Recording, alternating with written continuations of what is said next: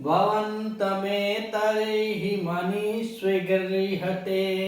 भवन्तमेतर्हि मनीष्वगृह्यते विवर्तमानं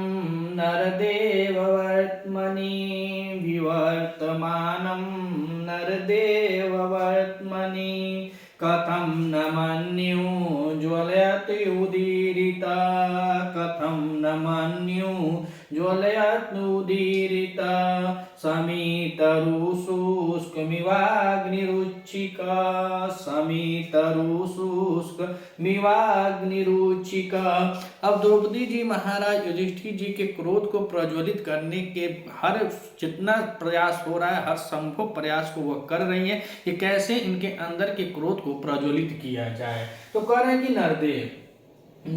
अर्थात या नहीं कह रहे कि पतिदेव, कह रहे कि नरदेव माने नरों में उत्तम अर्थ हे राजन हे महाराज, कह रहे कि हे नरदेव एतही जो यह आपत्ति के समय जो यह मार्ग है, कह रहे कि हे महाराज जो इस समय का हमारा जो मार्ग है, आपत्ति का जो मार्ग है, जो हमारे ऊपर विपत्ति पड़ी हुई है, ऐसे मार्ग को कह रहे कि मनस्वी गरिह्यते, जो मनस्वी लोग होते हैं, जो स्वाभिमानी लोग होते हैं, जो वीर लोग होते हैं, उनके द्वारा कह रहे हैं कि गरिह्यते अर्थात निंदनीय, गरिह्यते माने निंदनीय, वर्तमानी माने मार्ग, अविवर्तमान माने स्थित है। अर्थात करें कि हे राजन हे महाराज जो इस समय हमारा जो मार्ग है, जिस मार्ग पे हम लोग चल रहे हैं, वो जो मनस्वी लोग होते हैं, जो वीर लोग होते हैं, उनके द्वारा यह निंदनीय मार्ग पे हम लोग आकर के खड़ा हो गए हैं। या ऐसा मार्ग है जहाँ हस्तिनापुर में सब आप लोगों से डरते थे, पांचों भाइयों बड़े से बड़े महारथी भाई हैं, और इतने बड़े बड़े महारथी भाई आपके चलते, इसीलिए उनको क्रोध उद्भित कर रही है कि इनकी दीन दशा, इनकी हीनता को, इनकी दशा को, इनके भाइयों की दशा को इतना चुन चुन कर गिनवाया जाए कि इनके अंदर किसी न किसी प्रकार से जो क्रोध रूपी अग्नि है उसको प्रज्वलित किया जा सके। इसीलिए कह रहे कि हे नरदेव एतही जो इस समय का जो मार्ग हम लोग के बीच का है, जो हम लोग चल रहे हैं, जिस मार्ग पे हैं, उस मार्ग की आपत्ति के समय में मनस्वी जो मानसवी लोग होते हैं, वीर लोग होते हैं, गरिह्यते माने उनके द्वारा या गरिह्यते निंदनीय वर्तन मार्ग पर विवर्तमान, उस मार्ग पे हम लोग इस समय स्थित हैं। जो वीर पुरुष होते हैं, जो वीर होते हैं, मनस्वी लोग होते हैं, ऐसे लोगों के द्वारा जो निंदनीय मार्ग होता है, उस मार्ग पे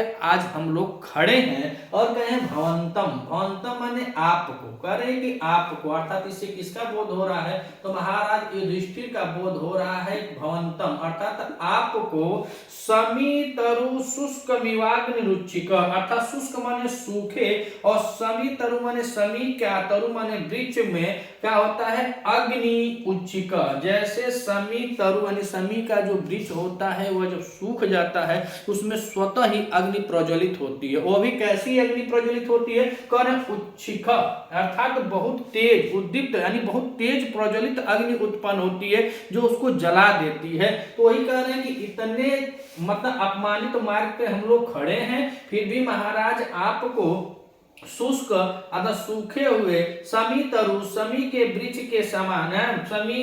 वृक्ष के उच्चिक अग्नि अर्थात प्रज्वलित अग्नि के यु माने समान, यु माने समान, मन्यु माने क्रोध होता है, क्या होता है, मन्यु मतलब क्रोध,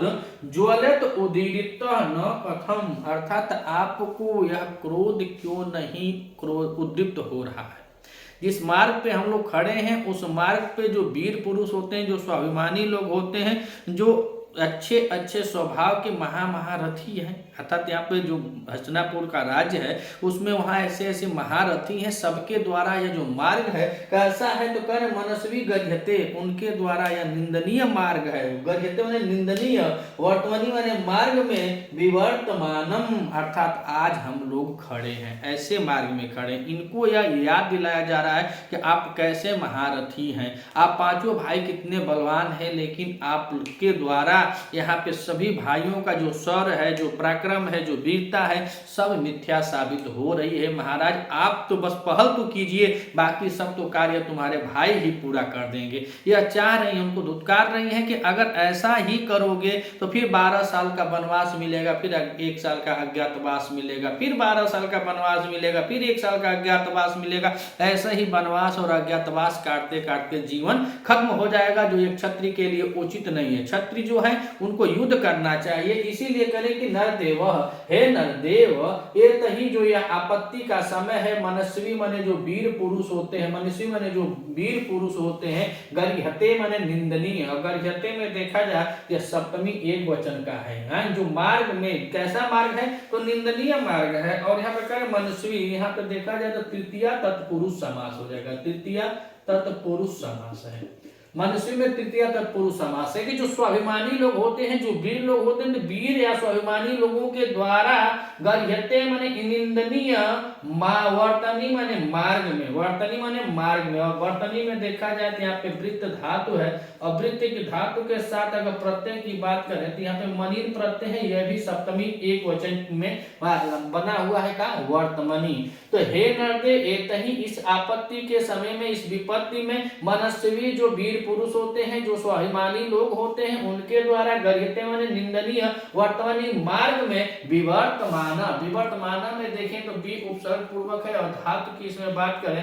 तो यहाँ पे वृत्त धातु है, वृत्त धातु के साथ इसमें सानच प्रत्यय है, और यह द्वितीय एक वचन में लगा हुआ, क्या है द्वितीय एक वचन में लगा हुआ है विवर्तमान। तो नरदेव, इस समय हम लोग जिस मार्ग पर चल रहे हैं वह वीरों के द्वारा, स्वाभिमानियों के द्वारा, वह कैसा मार्ग है, निंदनीय मार्ग है। कैसा है, विवर्तमान, यानी कि निंदनीय, गर्हित माने निंदनीय, वर्तनीय माने मार्ग में, विवर्तमान मतलब वर्तमान में जिस मार्ग पर है वह कैसा मार्ग है,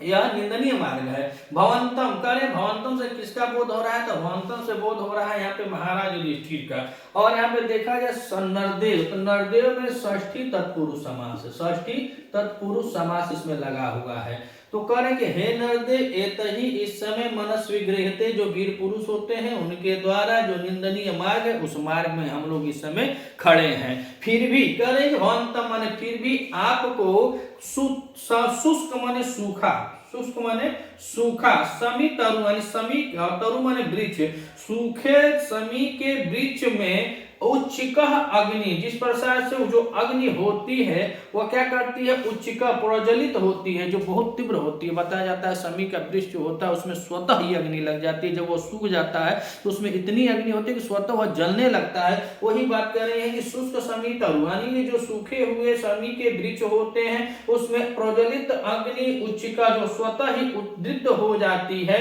उस अग्नि या करें यू, उस अग्नि के समान मन्यु जो क्रोध रूपी अग्नि है, ज्वलत उदीरित, ऐसी वह जो अग्नि है वह क्यों नहीं आपको उदीरित प्रज्वलित हो रही है, क्या है ना, आपको क्रोधित कर रही है। उदीरित में देखें तो यहाँ पे उद उपसर्ग पूर्व है और ईर धातु है, चुरादीगढ़ में ईर धातु है, और उसके बाद ऋच प्रत्यय है, और ऋच प्रत्यय प्रथमा एक वचन में यह लगा हुआ, प्रथमा एक वचन में, तो उदीरित। तो कह रही है कि यहाँ भवंतम माने आपको, शुष्क माने सूखे, समी तरु माने समी के वृक्ष के समान, अग्नि उच्चिका, अग्नि जो प्रज्वलित होती है उस अग्नि के समान, मन्यु माने क्रोध, ज्वलित माने जो ज्वलित होता है, जो मतलब वो क्रोध क्यों नहीं उद्दीप्त कर रहा है, क्या कर रहा है, ज्वलित कर रहा है। ज्वलित में हम देखें यहाँ पे तो ज्वलित लट लकार है, लट लकार प्रथम पुरुष हो जाएगा, प्रथम पुरुष एक वचन की क्रिया लगी हुई शब्द बना है ज्वलित। तो यह आपको जो क्रोध रूपी अग्नि है क्यों नहीं उद्दीप्त हो रही, यानी क्यों नहीं उद्दीप्त हो रही है।